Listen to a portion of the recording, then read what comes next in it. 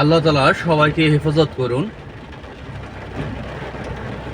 এখন সকাল 7:05। নর্মালি এই সময় সূর্য উঠে যায়, অথচ আজকে আল্লাহর রহমতে বৃষ্টি শুরু হয়ে গেছে এবং গাড়ি হেডলাইট জ্বালায় গাড়ি চালাইতে হচ্ছে। এত অন্ধকার হয়ে গেছে, মনে হয় যে রাত্রিবেলা গাড়ি চালাচ্ছি। তো এখন সকাল 7:05 বাজতেছে। এমন একটা অবস্থা, বৃষ্টির মধ্যে মনে হয় যে পুরো রাত্রেবেলা।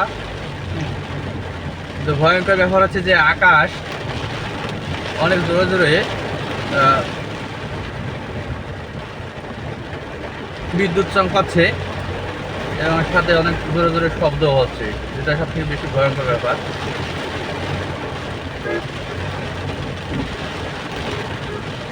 প্রচুর পরিমাণে বৃষ্টি হচ্ছে।